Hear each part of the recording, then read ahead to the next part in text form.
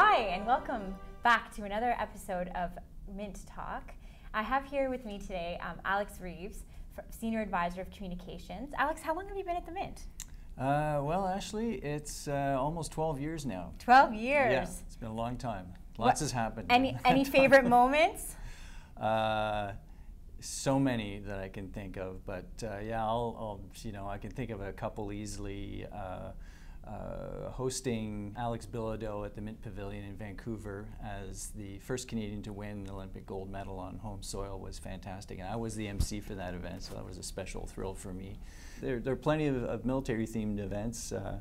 Walking through Fort George with a full-color guard in period costume at Niagara on the Lake to launch a coin in commemoration of General Brock.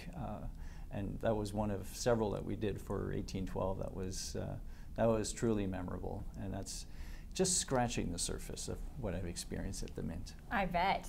So this year we're commemorating the 100th anniversary of Armistice. The signing of the Armistice, yes, the peace agreement that brought an end to the First World War. I know we've started launching some coins, and most of you might be familiar with the coin that we've already launched. It's 56% sold out, and it's our first coin that we launched for this anniversary.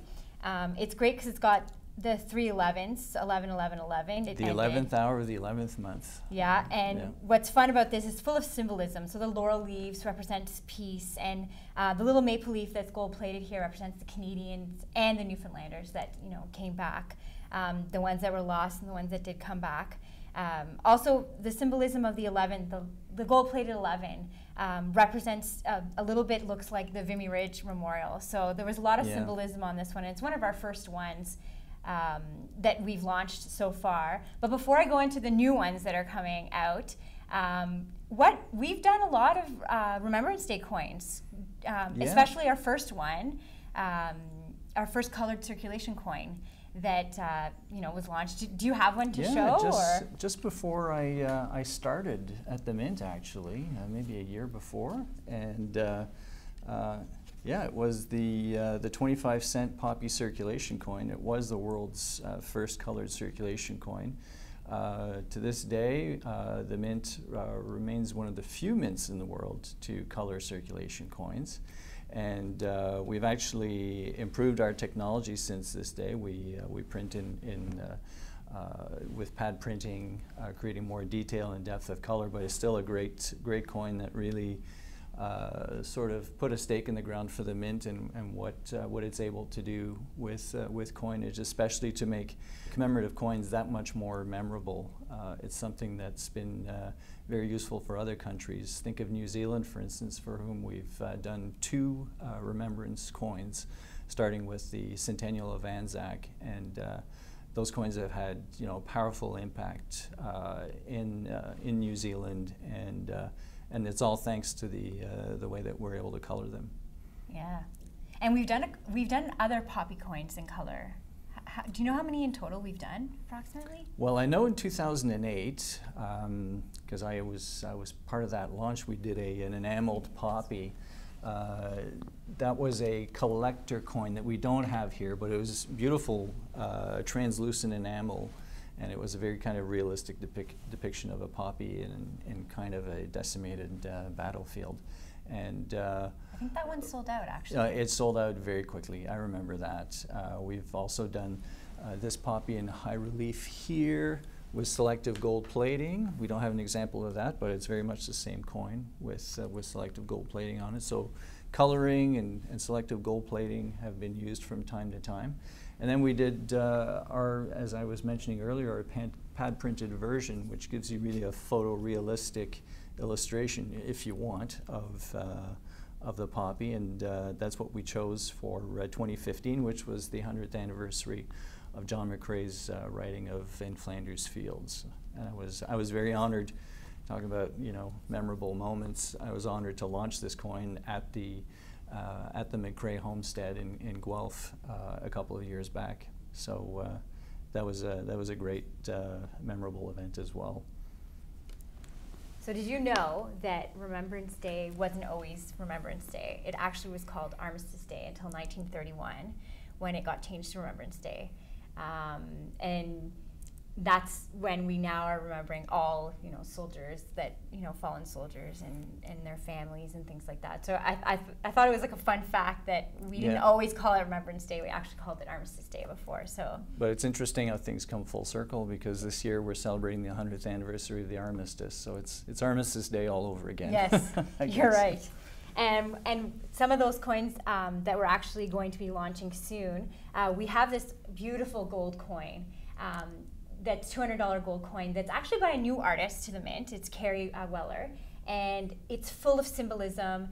This coin actually has one main poppy in color, and what's fun about this colored poppy is that the gold actually shows through. So the layer of color that we put on isn't a full layer, that you can actually see the gold come through, which is a really nice feature. But she also went through a lot of symbolism, which was that's different from our other poppy coins that we've done in the past. There's 6 poppies on this coin, and that represents the 6 continents that were involved in the First World War. There's also 3 branches of leaves in motion, which represents the war and the turbulence of war. Another thing that you'll see in the foreground of the coin is that there's crosses, and that's to remember all of those that we've lost. So this coin is beautiful, and it's a different take than what we've done normally on our Remembrance Day coins. We will also be launching a beautiful $10 silver coin. This coin is really honoring and showing that there's peace now, but these soldiers are still have this burden on them. So, and I found we did a really great job on this specimen fine silver coin, $10 coin, and it comes in really nice packaging. It's got an easel back, so you can present it on any shelf. It represents the sort of the origins of remembrance, if you will, on the battlefield itself, taking care of your fallen, and it's it kind of makes you think of the type of moment that would have inspired John McCrae to write his poem. Yes. At that precise time of loss and lots of anguish, obviously. So. It is a very moving illustration. We're also going to be launching a collector card. So, Alex, can you tell us a little bit about the new circulation coins that we're launching? We're into the 4th year of a 6-year commemoration plan to commemorate milestones of the First and the Second World War. So up until 2020, we're doing these types of $2 coins. And this year, the $2 circulation coin is devoted to the 100th anniversary of Armistice. And this is actually the second $2 circulation coin to be colored. We started for Canada 150 with a fluorescent, glow-in-the-dark Northern Lights design, which was caught everybody by surprise and was an instant hit. And I'm very pleased to see the beautiful poppy here added to the $2 coin, and it makes a beautiful effect. So this is another standout from the Mint, and one that's really bound to create a lot of engagement and positive reaction. I'm sure they're going to be hard to find. And they will be hard to find. Yeah, so like if the other ones. If you do have trouble finding these colored coins, we will be launching this collector card, and actually within the collector card you will be able to get the colored version of the toonie, the non-colored, and all of our circulation coins for 2018. So look for them in your change, try to collect as many as you can, but if you can't find them or you want some that are in pristine condition, this collector card is one to get. So that's all our coins that we have for this month. Thank you so much, Alex, for joining us with all your wisdom here being so long here at the Mint. We really appreciate it. All right, I just have a lot of stories to tell, that's all. That's a good thing. That's what we want to hear. And thanks for having me.